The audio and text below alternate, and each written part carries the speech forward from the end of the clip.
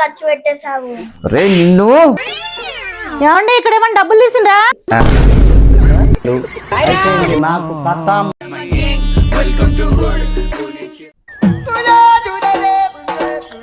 ఏమండి నా దగ్గర మీరు ఇచ్చిన డబ్బులు అయిపోయినాయండి. నిన్ననే తీసుకున్నావు కదా 1000 రూపాయలు. అయిపోయినాయండి, లేవు.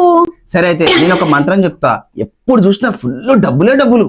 చెప్పండి అదేదో మంత్రము. అసలు నువ్వు నీ పర్సు కూడా ఖాళీ కాదు తెలుసా నీకు?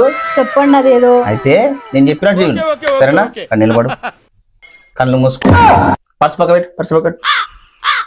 కళ్ళు మూసుకో, చేయి ముంగట చేయి చెప్పు, నేను చెప్పినట్టే చెప్పు. భౌతి భిక్షాన్ దేహి అను. భౌతి భిక్షాన్ దేవి. ఎవరురా నువ్వు ఇంత టాలెంటెడ్? లాభం 2 రూపాయలు. ఇక తొందరలోనే ఫుల్ కోటీశ్వరులు అయిపోతాం. ఎప్పుడు చూసినా పైసలే పైసలు. ఎంజాయ్ అన్ని అబ్జర్వ్ చేస్తున్నా.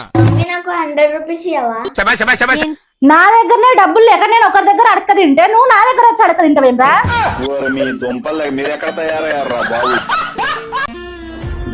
ఇప్పుడు ఎక్కడ డబ్బులు పెట్టినా డబ్బులు కనబడతలేవు ఎందుకు?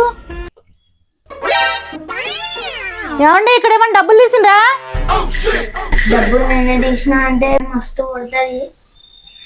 ఏం చేయాలా? ఐడియా. ఏదో తేడాగా ఉందేంటి? డాడీ డాడీ అక్కడ ఉన్న డబ్బులు నేనే తీసిన.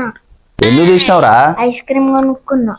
సరేలే, ఒక్కసారికి నువ్వు చెప్పగలుగుతావా మమ్మీకి? నేనే. సరేలే నేనే చెప్తాలే, టెన్షన్ పడకలే, వదిలే. యాందిరయ్యా యాం చేస్తున్నా? ఏమండి అక్కడ ఉన్న డబ్బులు ఏం చేసిండండి?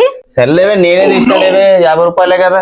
అవును మమ్మీ, నేను చూశాను 2000 రూపాయలు పోయి పక్కన దాంట్లోకి చేయమనిపించండి. 2000? మమ్మీ ఒక్క రూపాయి కష్టపడి దాచుకుంటే నువ్వు అది కూడా ఖర్చు పెట్టేసావు. రే నిన్ను నాకు కథం, నాకు ఇష్టం లేదు ఎందుకంటే